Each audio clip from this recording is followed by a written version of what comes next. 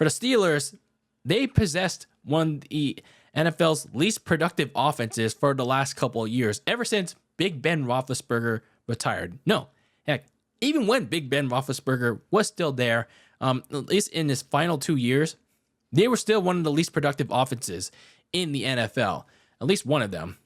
But last year in particular, they were very unproductive with Kenny Pickett at quarterback. He just wasn't progressing well.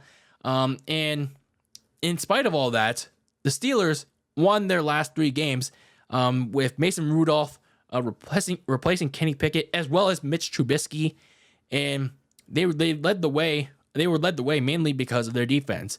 So anyway, they win the AFC's last playoff spot, but unfortunately, just like their previous exit 2 years prior, they were packing with almost near ease by Josh Allen and the Buffalo Bills in the first round of the playoffs. So it was another unceremonious exit, another, I say, middling winning season for Mike Tomlin and the Steelers at 10-7. So they get another winning record. They preserve his streak, 20 winning seasons. Whoopee, if you're a Steelers fan. But I said in my season recap is this really going to be the bar for Pittsburgh going forward? It's like you do middling in the regular season and you still do middling in the playoffs, like for a one and done ass whooping in the playoffs. Is that what your bar is going to be going forward? Like, shouldn't you want to go for higher if you're the Steelers? I'm just wondering. Like, that's my thought process in my recap, and then here now. So anyway, despite all that, the Steelers, they finally said to themselves, it was time for a change. For once, finally. So the Steelers had themselves a very productive offseason, one especially of change. So they decided to make a change at the quarterback position again, and they decided to ship off Kenny Pickett to the Philadelphia Eagles.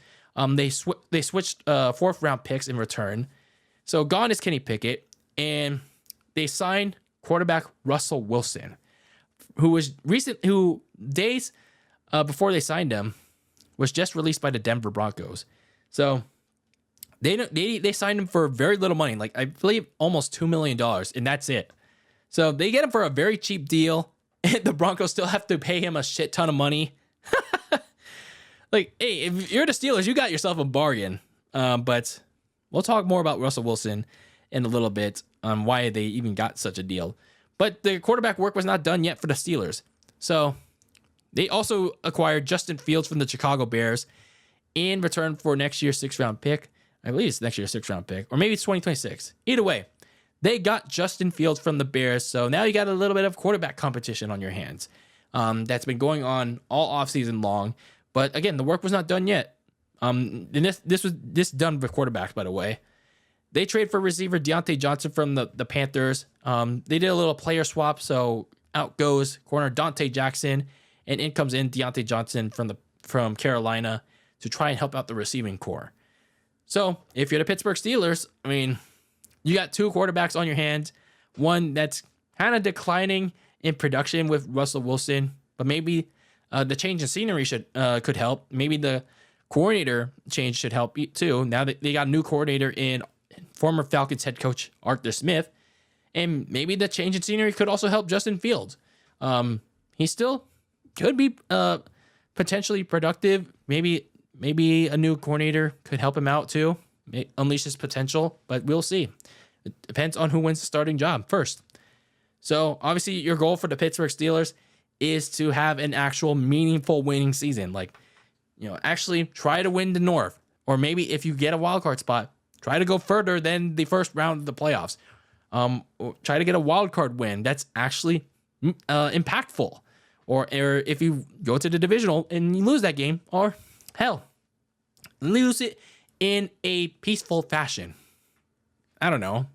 Either way, just have a meaningful winning season that doesn't require you, oh, we just got 9 wins and we're good with that. No, that's not what I mean by 9 wins, pal.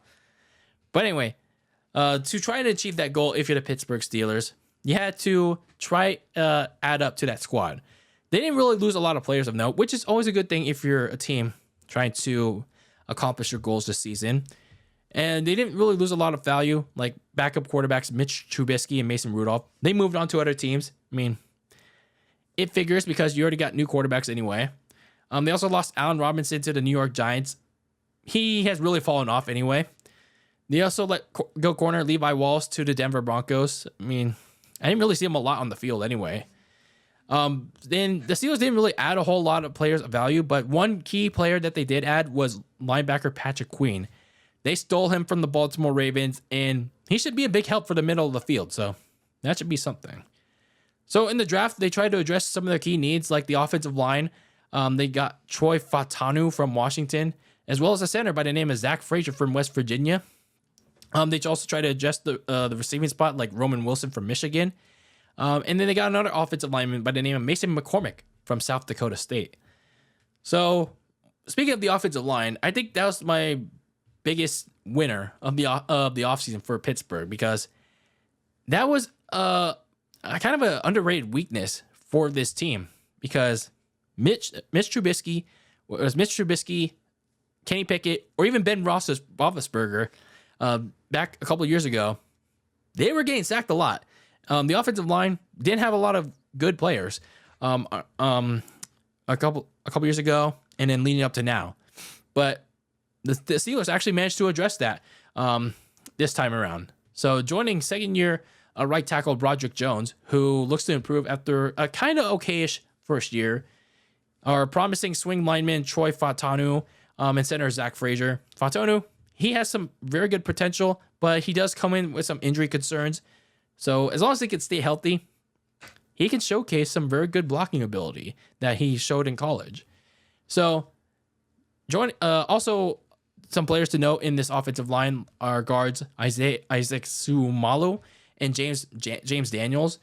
They also had a solid year last year, but obviously you want to do better now that you have the extra help coming along.